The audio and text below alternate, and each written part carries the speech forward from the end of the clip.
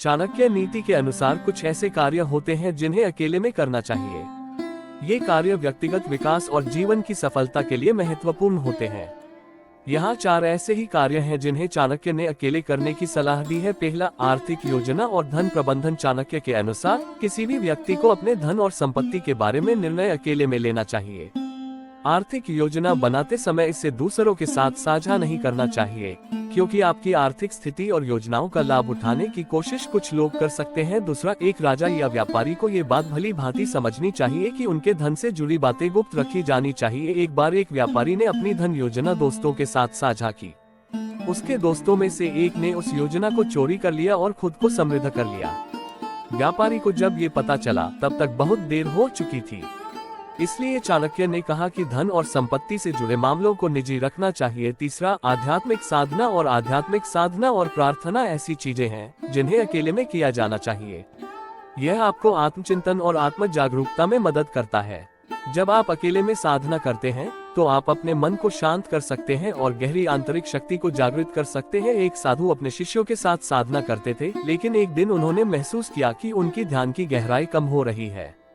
फिर उन्होंने अकेले साधना करने का फैसला किया और जल्द ही उन्हें अपनी खोई हुई आंतरिक शक्ति वापस मिल गई। इससे सिद्ध होता है कि आत्मिक उन्नति के लिए अकेले रहकर ध्यान करना आवश्यक है। चौथा, कमजोरी या समस्या को छिपाना। यदि आपके जीवन में कोई कमजोरी है या आप किसी समस्या का सामना कर रहे हैं तो इसे सार्वजनिक रूप से व्यक्त नहीं करना चाहिए। चाणक्य कहते हैं कि यदि लोग आपकी समस्याओं को जान लेंगे तो वे आपकी स्थिति का फायदा उठा सकते हैं। अपने संघर्षों को अकेले संभालने से आपको अपने आत्मविश्वास को बनाए रखने में मदद मिलती है। एक राजा के पैर में चोट लग गई, लेकिन उसने इसे अपनी प्रजा से छिपा कर रखा। उसने महसूस किया कि यदि दुश्मन को उसकी चोट के बारे में पता चलता तो वे उसे कमजोर समझकर हमला कर सकते थे। राजा ने खुद ही अपनी चोट का इलाज करवाया और अपनी शक्ति को बरकरार रखा। शिक्षा और ज्ञान प्राप्त करना। चाणक्य के अनुसार शिक्षा प्राप्त करना एक व्यक्तिगत यात्रा है। आपको अपने अध्ययन और सीखने की प्रक्रिया में पूरी तरह से शामिल होना चाहिए। दूसरों की अपेक्षाओं या विचारों से प्रभावित हुए बिना अपने ज्ञान को गहराई से विकसित करना चाहिए। एक युवक ने खुद ही चाणक्य नीति का अध्ययन करना शुरू किया। धीरे धीरे उसने अपनी बुद्धिमत्ता और ज्ञान को इतना बढ़ा लिया कि वह अपने समय का महान विद्वान बन गया। उसने ये काम बिना किसी सहायता के किया और अकेले ही अपनी सफलता का मार्ग प्रशस्त किया। चाणक्य की ये नीतियां आज भी उतनी ही प्रासंगिक हैं जितनी उनके समय में थीं। इन 4 कार्यों को अकेले में करने से व्यक्ति मानसिक, आर्थिक और आत्मिक रूप से सशक्त बनता। नीति में और भी कई महत्वपूर्ण सिद्धांत हैं जो ये बताते हैं कि किन कार्यों को व्यक्ति को अकेले में करना चाहिए। 4 मुख्य कार्यों के अलावा कुछ और कार्य हैं जो चाणक्य की नीतियों में वर्णित हैं। रणनीति और योजना बनाना। चाणक्य कहते हैं कि यदि आप किसी बड़े कार्य की योजना बना रहे हैं, जैसे युद्ध, व्यापार विस्तार या किसी राजनीतिक योजना, तो इसे गुप्त रखना चाहिए।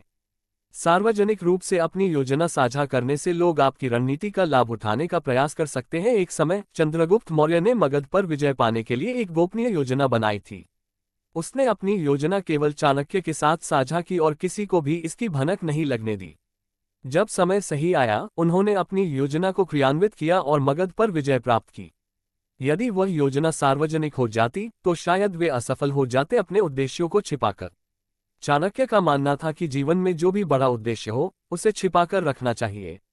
जब आप किसी बड़े लक्ष्य की ओर बढ़ रहे हों तो उस लक्ष्य के बारे में दूसरों को कम से कम बताना चाहिए, क्योंकि लोग आपके प्रयासों को विफल करने की कोशिश कर सकते हैं या आपका मजाक उड़ा सकते हैं। वीडियो अच्छी लगी तो लाइक कर देना और चैनल को सब्सक्राइब जरूर कर लेना दोस्तों। तब तक के लिए जय हिंद।